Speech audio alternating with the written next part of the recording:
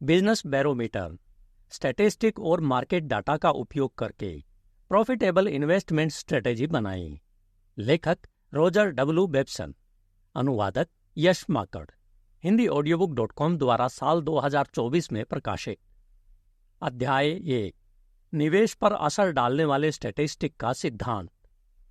क्या वाकई में स्टैटिस्टिक का इस्तेमाल करके पैसे कमाए जा सकते हैं? क्या स्टैटिस्टिक किसी इन्वेस्टर, व्यापारी या बैंकर के लिए वाकई में फायदेमंद है या बस यह दिखावे की चीज है? जब हम सुनते हैं कि किसी बॉन्ड हाउस के पास स्टैटिस्टिक का बड़ा डिपार्टमेंट होने के बावजूद भी उनके पास अनचाही सिक्योरिटीज है, तो मन में सवाल उठता है कि क्या ये स्टैटिस्टिक डिपार्टमेंट वाकई में काम के हैं या सिर्फ दिखावे के लिए है? यही सवाल तब भी उठता है जब हम सुनते हैं कि कोई व्यापारिक घराना जो बड़ी बड़ी किताबें और चार्ट जारी करता है, उनके सारे ग्राहक मार्केट के गलत तरफ हैं।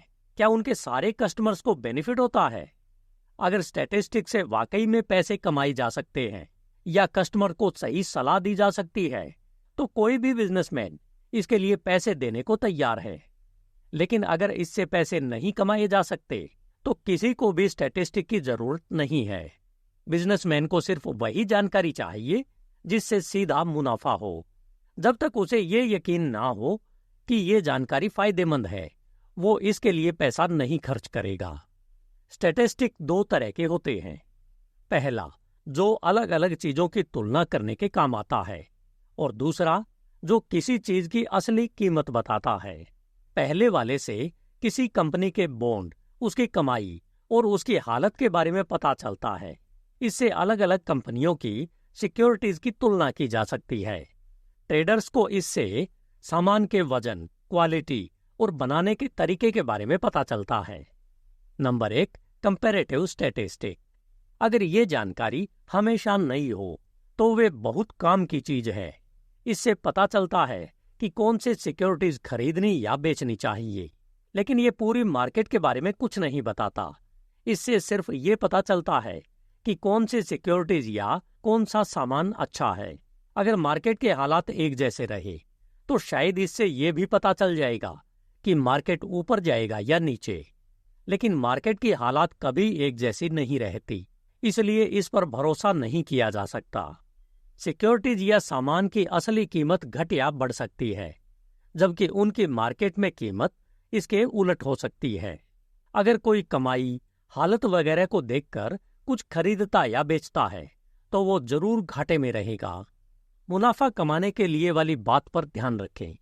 इस जानकारी का इस्तेमाल सिर्फ सुरक्षित निवेश या अच्छा सामान चुनने के लिए किया जा सकता है, जिसे हमेशा के लिए या लंबे समय के लिए रखा जा सकता है।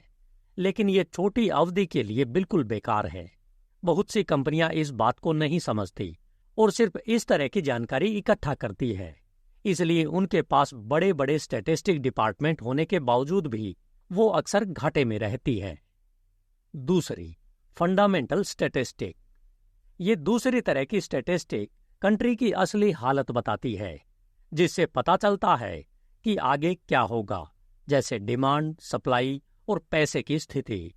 अभी तो सिर्फ कुछ ही लोग इसका इस्तेमाल करते हैं, लेकिन ये सबसे ज्यादा जरूरी और फायदेमंद है। पूरा वित्तीय इतिहास अलग अलग साइकिल्स में बटा हुआ है।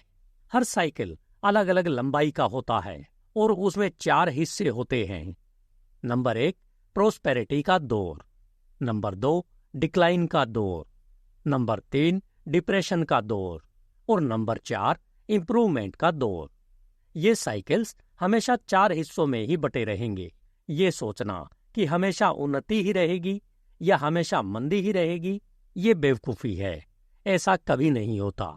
अगले चैप्टर में 25 चीज़ों की लिस्ट है जिनके बारे में स्टैटिस्टिशियन और इन्वेस्टर जानकारी इकट्ठा करते हैं, उसका विश्लेषण करते हैं और उसे क्रम में लगाते हैं। ये वो चीज़ें हैं जिन पर दुनिया के सबसे पुराने अमीर और समझदार वित्तीय और व्यापारिक घर काम करते हैं। ये देखते हैं कि किसी भी समय देश किस दौर से गुजर रहा है या किस दौर में जाने वाला है। इस जानकारी से मार्केट के बारे में कोई भी अनिश्चितता या अनुमान लगाने की जरूरत नहीं रहती। बस हर हफ्ते और महीने आने वाले आंकड़ों को इकट्ठा करना, उन्हें क्रम में लगाना और उनका अध्ययन करना होता है। ये आंकड़े साफ साफ बताते हैं कि मार्केट ऊपर जा रहा है या नीचे, और क्या ये खरीदने का सही समय है या बेचने का सही समय है या कुछ भी नहीं करने का समय है। जैसा कि पहले बताया गया है, ये जानकारी बाकी स्टैटिस्टिक से बहुत ज्यादा महत्वपूर्ण है। बाकी स्टैटिस्टिक इस जानकारी के बिना बेकार है। अनुभव से पता चलता है कि जो लोग सिर्फ सही सिक्योरिटीज और सही सामान में निवेश करते हैं, वो इस जानकारी का इस्तेमाल करके अपने और अपने ग्राहकों के लिए बहुत पैसा कमाते हैं।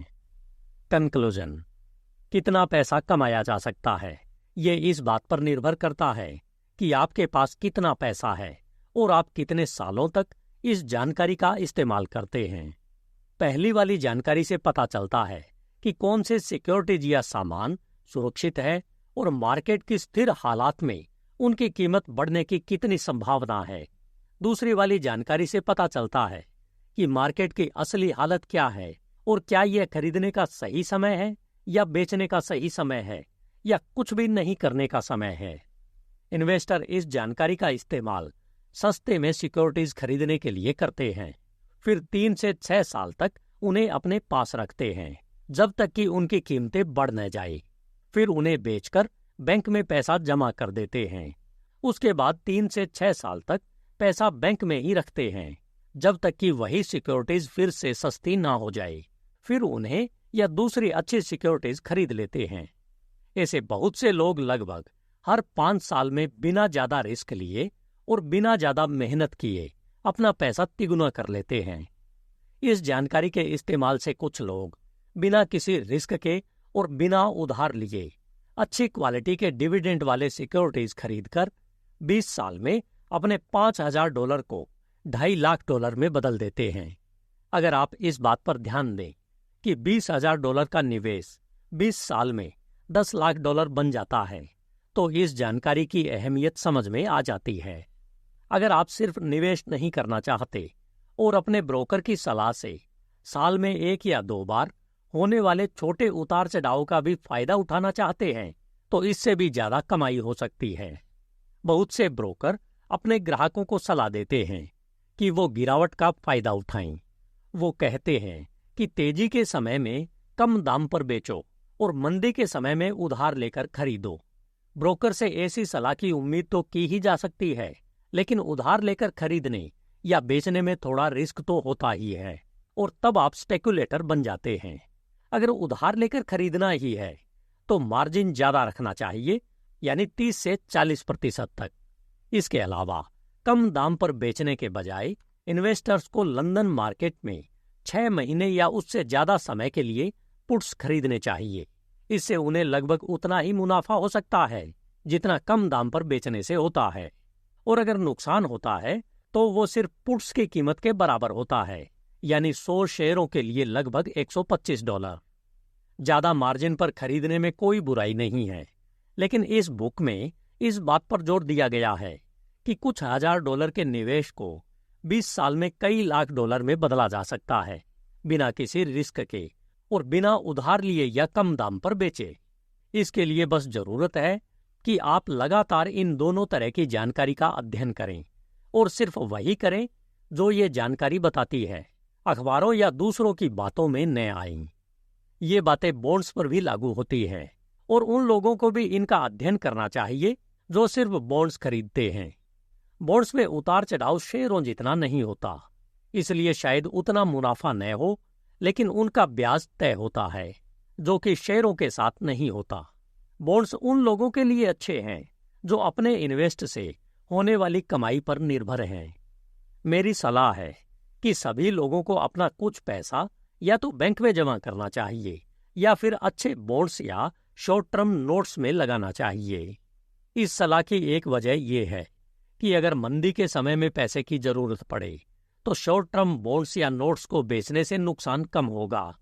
हालांकि इस बुक में जो तरीका बताया गया है उसके हिसाब से लोगों को अपना सारा पैसा ऐसे समय में कैश या शॉर्ट टर्म नोट्स में रखना चाहिए, ना कि शेयरों या लॉन्ग टर्म बॉन्ड्स में। जो लोग सिक्योरिटीज नहीं खरीदते या बेचते, वो भी इस जानकारी से उतना ही फायदा उठा सकते हैं। ये जानकारी उन्हें बताती है कि कब सामान खरीदना चाहिए, कब दाम कम करने चाहिए और कब सामान कम करना चाहिए। इससे उन्हें ये भी पता चलता है कि पैसे की स्थिति कैसी होगी, जिससे वो तय कर सकते हैं कि ग्राहकों को उधार देना चाहिए या नहीं। साथ ही ये आंकड़े उन्हें पूरे देश में ट्रेडिंग की हालत के बारे में बताते हैं, जिससे वो जान सकते हैं कि उनका ट्रेड उनके प्रतिद्वंदियों के मुकाबले कैसा चल रहा है। अगर आप ध्यान से सोचें तो आपको समझ में आएगा कि अमेरिका के बड़े व्यापारियों ने अपनी दौलत इस जानकारी का इस्तेमाल करके बनाई है, न कि सिर्फ सही मुनाफे पर सामान बेचकर। इसलिए ये जानकारी न सिर्फ ट्रेडर्स को नुकसान से बचाती है, बल्कि उन्हें ट्रेडर्स जितना ही मुनाफा दे सकती है। इस जानकारी से छोटे ट्रेडर्स को भी बहुत फायदा हो सकता है। उनके पास भले ही सिर्फ $10,000 हो, लेकिन इस जानकारी से वो खराब अकाउंट्स और बिना बिके सामान से छुटकारा पा सकते हैं और 20 साल में अपने $10,000 को $2.5 लाख में बदल सकते हैं। वीडियो को लाइक, शेयर और चैनल को सब्सक्राइब करना न भूलें। आप इस ई-बुक को किंडल पर फ्री में पढ़ सकते हैं, जिसका लिंक डिस्क्रिप्शन में दिया गया है। धन्यवाद। HindiAudiobook.com। आपका दिन शुभ हो।